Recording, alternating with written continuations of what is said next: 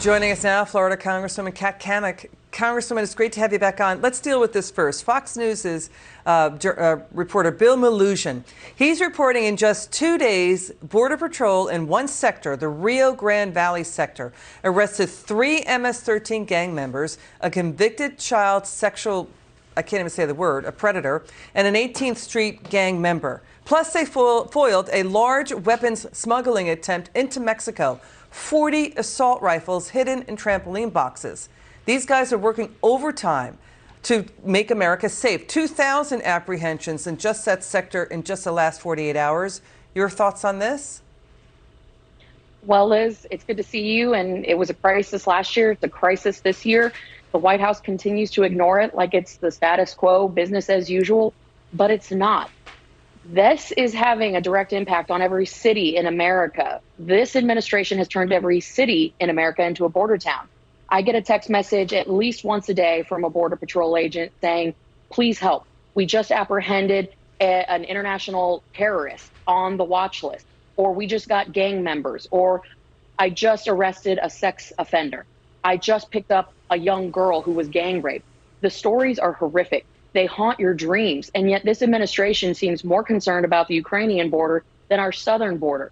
And it's just horrific. We are absolutely creating a situation that will be irreversible. At this point, quite frankly, Liz, it's an invasion. Congresswoman, what's an acceptable number for the Biden White House of violent MS-13 gang members, terrorists, murderers, rapists, child predators, criminals crossing the border? What's the acceptable number?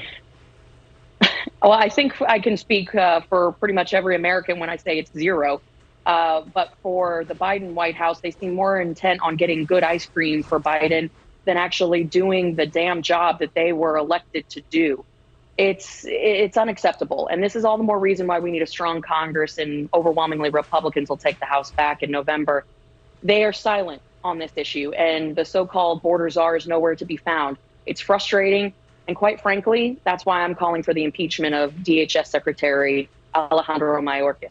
Congresswoman, talk to us about the letter you sent to Mark Zuckerberg of Facebook, you're saying that Facebook is aiding and abetting drug and human trafficking. You've been raising this issue since May of last year. Facebook denies it. What's going on here? Can you explain it? Well, it's almost the same as they deny censoring conservatives, but we all know where they stand when it comes to free speech. Listen, back in May, I sent a letter to Facebook demanding answers as to why I could go on every single day, type in the search bar, Cruzando la Frontera, and find trafficking advertisements on the marketplace and on Facebook pages soliciting minors and women for coyotes to take them across the border. It was complete with prices, $9,300 to go to San Antonio, complete with phone numbers to call, which I actually called. It is absolutely ridiculous that this has been allowed to go on. When I spoke to Facebook last summer, they said, oh, we take those down. Well, Liz, just this morning, I found more advertisements, more pages with solicitations targeting people, minors and young women, to go across the border. They don't have $9,300. So you know what they do? They tell them that they have to work it off.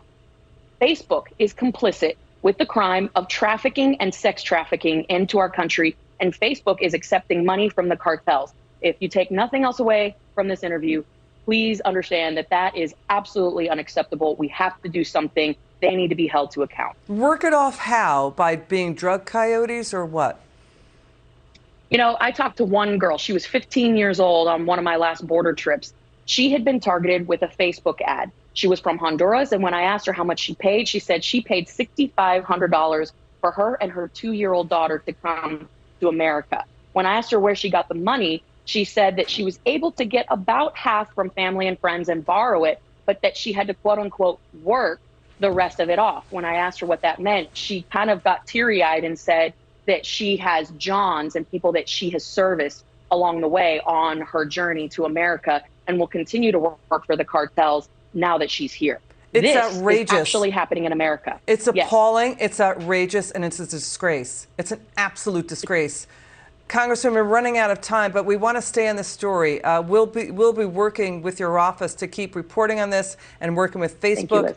They're still denying this story, but we're going to stay on it. Congresswoman Kat Cammack, thanks for bringing it to us. It's good to have you on. I'm Elizabeth McDonald.